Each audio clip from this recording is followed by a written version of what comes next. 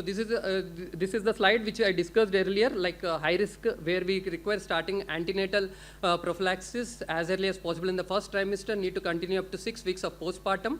And intermediate risk, like risk up to 3, we can start antenatal prophylaxis up to around for 28 weeks and continue up to 6 weeks. Where the risk factors are only 2 risk factors or grading is 2, there we can start thromboprophylaxis postpartum up to 10 days. So treatment guidelines, there are different treatment options available. Anticoagulants, different types of anticoagulants, out of which low molecular weight heparins, enoxaparin and dalteparin, these are the best drugs or one of the agents of choice both in antenatal as well as postnatal. Low molecular weight heparin has a relatively shorter half-life when compared to unfractionated heparin. Low molecular weight has a very low risk of causing thrombocytopenia, similarly stress fractures, osteoporosis when compared to unfractionated heparin. And but low molecular weight, there is no drug or antidote to reverse when there is a chance of hemorrhage, only that problem. But low molecular weight, initially of all the drugs available in the market, low molecular weight is preferred and it can be started when we have a suspicious of suspicious of any kind of VTs or pulmonary embolism, and similarly it can be continued if the diagnostic tests are positive. And unfractionated heparins are good in terms of during, I can say peripartum, because during, like for example, at the time of delivery, when we think of stopping the low molecular weight heparins 24 hours before the delivery, we need to better to start or convert into unfractionated heparin, because unfractionated heparin, I'll short it just in 5 minutes. Unfractionated heparin is like it has very shorter half-life in compared to low molecular weight heparins, and unfractionated heparins, if there are chance of hemorrhage, we can reverse it by giving like complete reversal by protamine sulfate. So unfractionated heparins, we can start just 24 hours before delivery, and we can wait for like, we can start with some dose of conservative dose around 5,000 units, and we should repeat it after every 12 hours. It has a very short life. Even after hemorrhage, risk of hemorrhage, we can reverse it by protamine sulfate.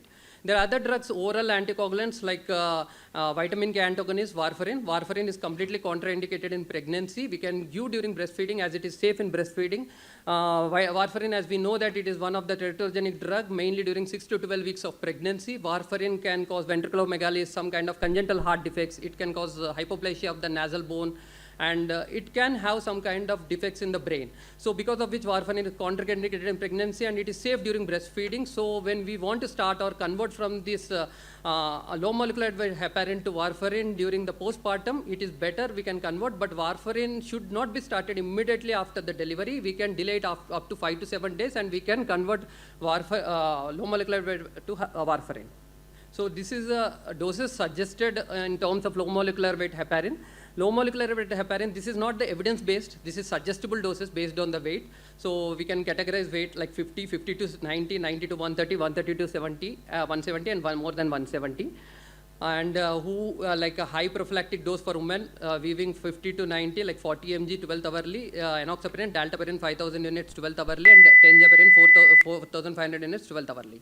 So what are the contraindications of low molecular weight heparin? As we know that it is one of the, can cause hemorrhage. So when a patient has a known bleeding disorders like hemophilia or von Willebrand factor, and having active antenatal postpartum bleeding, women considered to have increased risk of hemorrhage like placenta previa, platelet counts less than 75,000, acute stroke in the last 4 weeks, any kind of kidney disease, renal disease where GFR is less than 30, liver disease where you could see that prothrombin time is prolonged 2 to 3 times more than the normal.